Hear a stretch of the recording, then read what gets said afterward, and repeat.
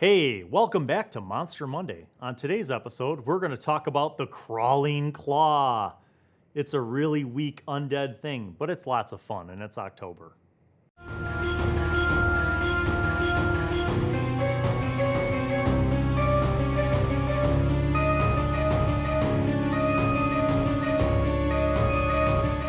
Okay, guys, the Crawling Claw is kind of a joke. I mean, it's a challenge rating of not very much. So to me, the real challenge is how do you use this as a DM? Because it's not like it's hard to kill. Like a first level character could stab this thing and it's dead. So let's read about it and then let's think about it. Okay, the Crawling Claw. Crawling claws are the severed hands of murderers animated by dark magic so that they can go on killing. Wizards and warlocks of a dark bent use crawling claws as extra hands in their labors. Magical origins. Through dark necromantic rituals, the life force of a murderer is bound to its severed hand, haunting and animating it. If a dead murderer's spirit already manifests as another undead creature, if the murderer is raised from the death, or if the spirit has long passed on to another plane, the ritual fails. The ritual invoked to create a crawling claw works best with a hand recently severed from a murderer. To this end, ritualists and their servants frequent public executions to gain possession of suitable hands, or make bargains with assassins and torturers. Creator's control. A crawling claw can't be turned, nor can it be controlled by spells that control undead. These foul monsters are entirely bound to the will of their creator, which can concentrate on a claw in sight to mentally command its every action. If the crawling claw's creator doesn't command it, the claw follows its last command to the best of its ability. Commands given to a crawling claw must be simple. A claw can't be tasked with finding and killing a particular person because its limited senses and intelligence prevent it from tracking and picking out specific individuals. However, a command to kill all creatures in a particular locale works. A crawling claw can easily feel out the contours of keys and doorknobs, crawling from room to room on a blind killing spree. Malign Intelligence. A crawling claw possesses little of the intellect and memories of the individual of which it was once a living part. The hate, jealousy, or greed that drove that person to murder lingers on, however amplified by the claw's torturous, fragmented state. Left to its own devices, a crawling claw imitates and recreates the same murderous acts it committed in life. Living claws. If a crawling claw is animated from the severed hand of a still living murderer, the ritual binds the claw to the murderer's soul. The disembodied hand can then return to its former limb, its undead flesh knitting to the living arm from which it was severed. Made whole again, the murderer acts as though the hand had never been severed and the ritual had never taken place. When the crawling claw separates again, the living body falls into a coma. Destroying the crawling claw, while it is away from the body, kills the murderer. However, killing the murderer has no effect on the crawling claw. Undead nature. A crawling claw doesn't require air, food, drink, or sleep. So what does this mean? What it means is that the crawling claw is not a particularly challenging creature in a combat encounter. It has a challenge rating of 0. It has 12 AC, 2 hit points, and a movement speed of 20. That's not particularly deadly. It has damage immunities to poison. It has condition immunities to charm, exhaustion, and being poisoned. It has blind sight for 30 feet. It understands common, but it can't speak. It has immunity to turn, so anybody try and turn undead on it, it doesn't work. It has one special action, which isn't even that special. It's got a claw attack. It's got a +3 to hit. It does 1d4 + 1 damage, either bludgeoning or slashing. So not a particularly challenging combat encounter. So why would this thing even exist? What purpose does it serve? All right, so here's where I'm going with this, DMs. I see this fitting into a horror mystery adventure, okay? Here's where. You start off thinking about this as if you were running a game of Jack the Ripper. You're running a mystery, okay?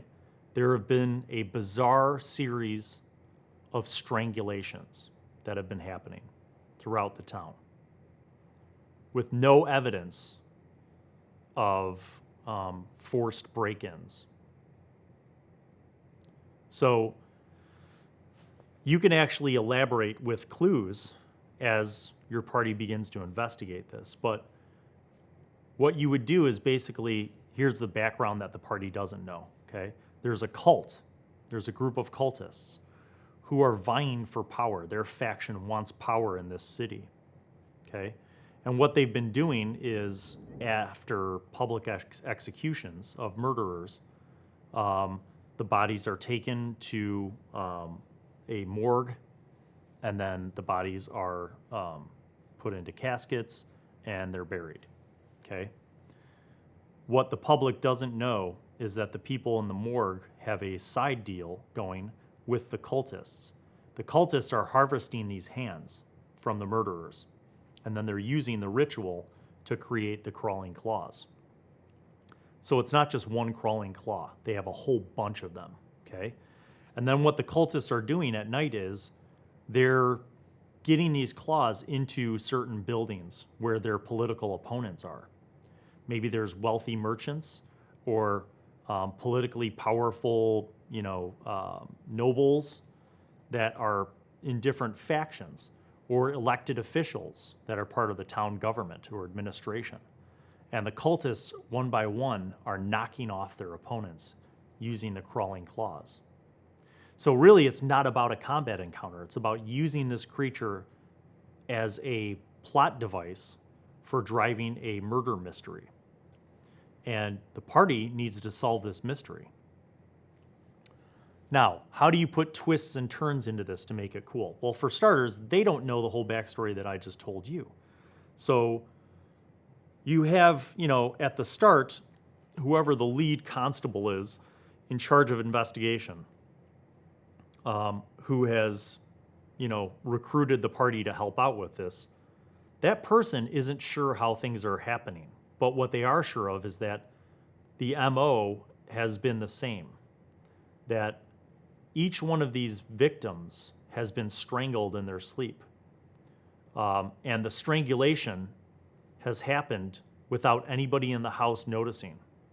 So how is that happening, number one? Number two, how is the killer getting in and out of these buildings? Because several of the buildings have had security and, windows were locked. Maybe the shutters were closed in the bedroom, so no sign of forced openings. Now, this might lead people to believe that this is an expert assassin or some thief group, right? But that's just a cover. So as your investigators start to investigate further into this, and maybe they have some underworld contacts, this is where you as a DM can look at your party's characters. Do any of them have the criminal background? Maybe that's where or are any of your group members of a thieves guild? Maybe they can start investigating their connections, and they find out that, no, none of the thieves guild members have been in on any of this. They're just as clueless about what's going on as anybody else. So then you start to suspect, well, who or what can get into a locked room in a secured building with bodyguards in some of these nobles' houses without, drawing attention. And their first instinct is not going to be a crawling claw. They're gonna go through maybe it's a ghost, maybe it's someone who could teleport, maybe it's someone who could do Misty Step. They're going to go through all these different things. So as a DM, each time there's a murder, you have to feed them a little bit more of a clue, right? And maybe there's, after the third murder, if they're not getting any traction, maybe one of the attempts failed. And the survivor said that he woke up and there was a hand choking him and another hand over his mouth, but he was able to fight them off. And when the party's like, what do you mean a hand? He could just say it was two hands that were holding me, but there was no body there. Okay, so two of the crawling claws. Okay, so now they're maybe suspicious, and they start to wonder about what's going on, right? So then instead of looking at thieves guilds and assassins, they're looking at like, well, who could make hands that could be animated and stuff? Necromancers, right? And then they start investigating that side of the underworld, and they find out about the cult. So the crawling claw in and of itself isn't necessarily going to be the peak of the encounter. It's not the apex. It's almost like the clues that lead them to the real apex of the adventure, which is this cult. And that cult maybe has necromancers and warlocks involved in it. So as the party evolves through the investigations and they start to solve the mystery, they find out about this cult. And then they start to find out that the cult has all these machinations towards political power, and they're the ones that have been sending out these crawling claws to assassinate and smother and strangle their opponents. Now, what you do with that, that's up to you. That could be one adventure, and the party wipes out the cult. Yay, it's done. Or they could wipe out the cult and find some evidence through a scroll or a message or something, as macabre as you want it to be. Maybe it's, a message written in human flesh. I don't know. That this cult was only one cell, just one sleeper cell of a much bigger shadowy organization that has its, pockets in all different levels of society and is kind of this Illuminati level cult. And what are they doing? And why are they doing it? Why do they want political power? What's their end goal?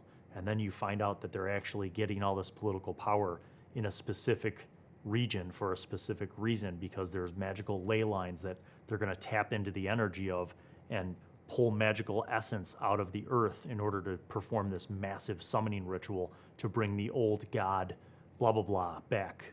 So you could carry that to 20th level. But the point is, what you do with a crawling claw could be as simple as comic relief.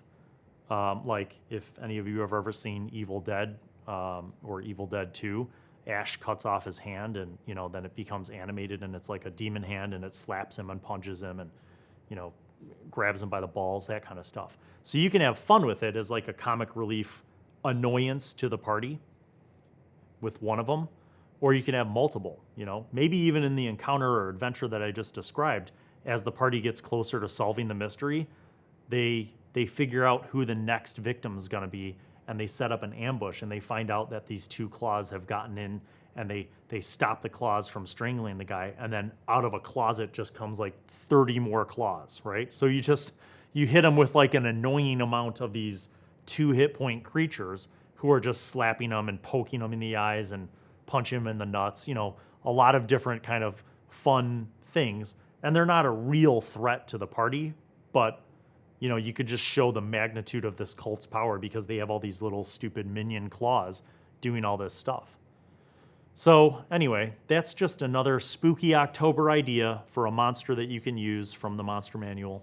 Hope you've enjoyed this, and if you decide to use the crawling claw in some machination as a DM, please share that with me in the comments below. And thank you, as always, for your support. Make sure you like and subscribe and click on the notifications bell, and we'll see you on the next episode of Monster Monday.